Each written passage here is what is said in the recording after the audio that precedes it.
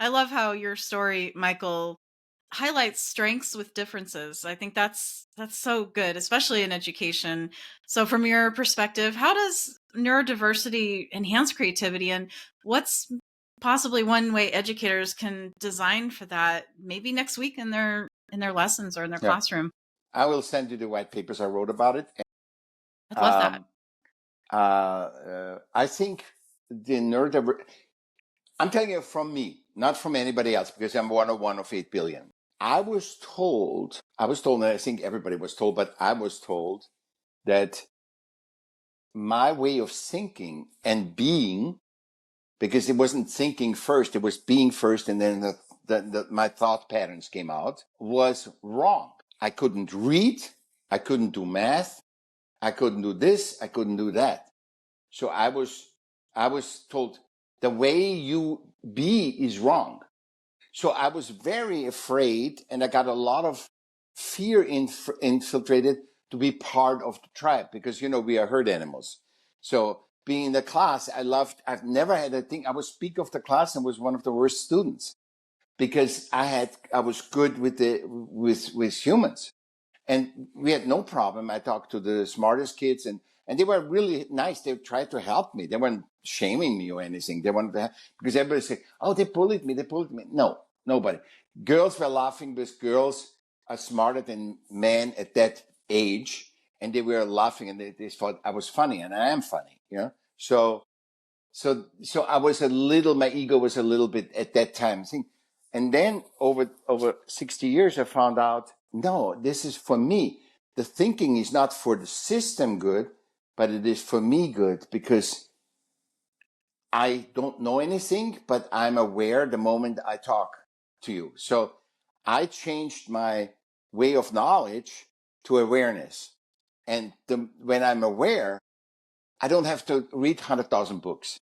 I can speak all the time. I said what I say, and I trust and I don't know that I'm wrong, because I don't have no idea. I don't do any worries about if I'm right or wrong when I talk to you, or I have talked on 600 podcasts. I, I don't care if I'm wrong. If you say no, I have to study here, and say, okay, you're right. Who cares? It's like it's the awareness, but I know I can contribute as a human to your episode, right?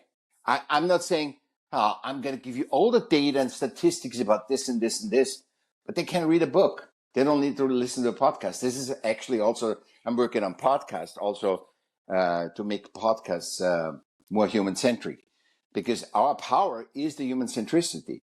Remember, in the old days, there was KMBC, WKMBC, there were all these big TV companies, and there were 20 people. If I come to your show, there's only 5 questions, and the 5 questions I have to give a 2-minute answer. That's not natural. Right, And that's why exactly. podcasts took over. They Hmm. just took over, because people want to hear people speak, and not something that is orchestrated like a theater. Right, exactly. They don't want that rehearsed type Yeah, of yeah, yeah, they don't want it to be rehearsed or practiced or anything like yeah, that. They want authenticity. And and that's I think what podcasts bring is that authenticity. yeah. You But know. they want to be like networks. Right. They all want to do money. It's the money, the thing. And if you don't you contribute so much to humanity, you cannot even invent the businesses that would do this, because this is in time now. They can listen in 10 years to this. My podcast that I do with you, for example, timeless. Right. There's no time constriction. It's about how humans are. Exactly. Yeah, it's interesting too is like the podcast I started mine because I wanted to help my students and give them that extra information that they wouldn't get in class from experts and from Yeah, other creatives, right? yeah. And so that's how I started it, and it's not by any means it's not getting as many downloads as other podcasts out there, but that's okay because I don't want to compare myself to others. And the reason I started it was for for others and to serve others. So as long as I keep that at the forefront and the goal is still there, and I don't look at, well, I want to make money and I want to do all this stuff No, and you can go give down those. $500,000 for an education, or you can do your own podcast. I Right. would see it as that, because your awareness, it gets so exponentially up.